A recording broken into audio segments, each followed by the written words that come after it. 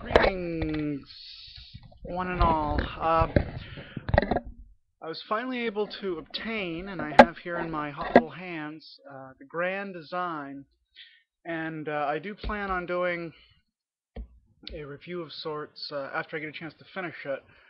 Uh, right now I'm on chapter 4, um, but I did want, there was one thing that I found in chapter 3, What is Reality, that I wanted to read to you. Because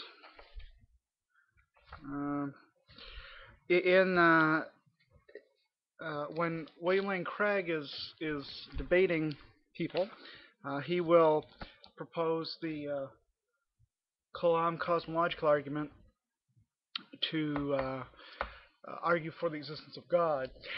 And some people have said, perhaps to him, but also to me, people have tried to tell me that the universe did not begin to exist. That's the second premise. So premise 1, that which begins to exist has a cause. Premise 2, the universe began to exist. 3, the conclusion, therefore the universe had a cause. That's Craig's statement of the Kalam cosmological argument. And people will say, well, the universe didn't begin to exist according to the standard Big Bang model. All right, so this is from page 51 of the Grand Design, and this refutes that claim. Now, this was published this year. Hawking is the foremost theoretical physicist of our day. The co-author, Leonard Mlodinov, is, I hope I'm pronouncing that right, is a pretty good physicist as well. And this is what they say on page 51. Some people support a model which well, let me start over. Some people support a model in which time goes back even further than the Big Bang.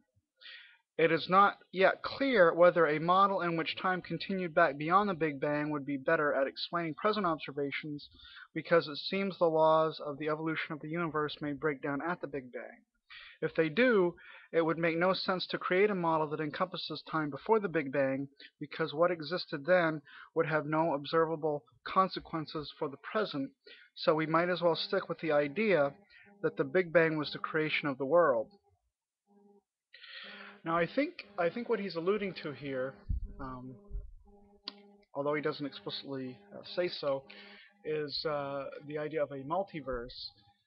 You have various universes being spawned from the multiverse, and that would explain the anthropic principle. We see things that have the appearance of design by God, but they're not really, on that view, they're not really by God. It's rather because of this multiverse hypothesis. But he says that that is, if that's what he's alluding to, he says that is not the best theory in science, in cosmology. Rather, the best model is the standard Big Bang model. And notice that last sentence.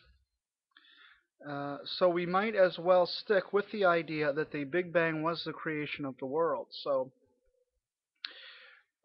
the standard Big Bang model does say that the world was created. Elsewhere he says 13.7 billion years ago. So if the universe was created 13.7 billion years ago, what does that mean? That means the universe began to exist. That's premise 2 of the Kalam cosmological argument. So this idea that people have that the premise 2 is false, or that the Big Bang model doesn't say that the universe began to exist a finite time ago, is simply wrong. According to the Big Bang model, the universe did have a beginning of existence. Now this, so Mlodinov and Hawking state, and I've read on Hawking's website as well, that the Big Bang model has the world beginning, and different people didn't like that because they thought it implied a deity perhaps. So they tried to come up with these different models of the oscillating universe and so on and so forth.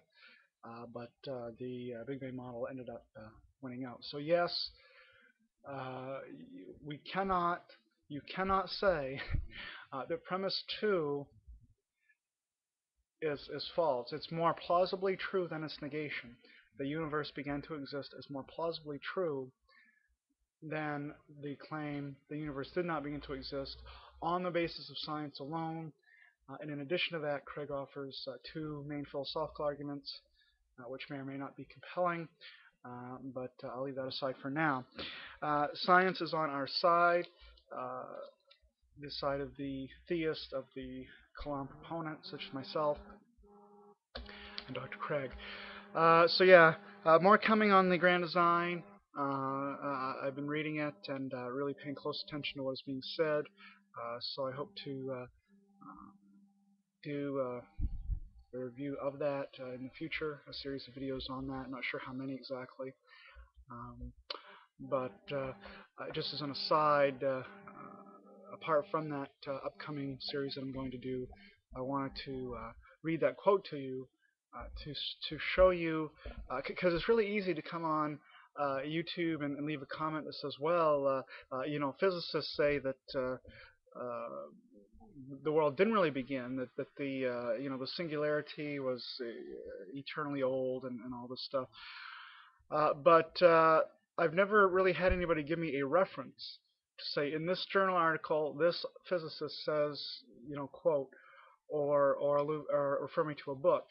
What I've done just now is refer the atheist, the Kalam denier, and of course there are people that aren't atheists that don't accept the Kalam, but the I'm providing a reference. The Grand Design by Stephen Hawking and Leonard Mlodinov, page 51, chapter 3, What is Reality is the title of the chapter. It's there in black and white.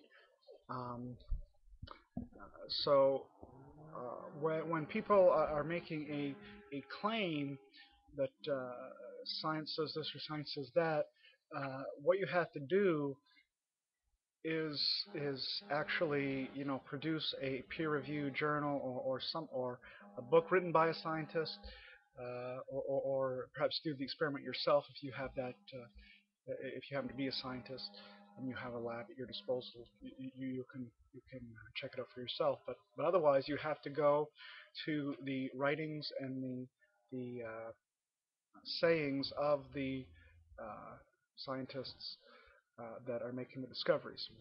So I've done that, and I have yet to have anybody take me up on the offer of showing one reputable scientist who says that on the standard Big Bang model, which is the predominant view, that the universe did not have a beginning. It's the predominant view in cosmology. All right. Thanks for watching. I'll see your comments if you have anything to say. I have to adjust that camera for my next video. Thanks for watching. Shalom out.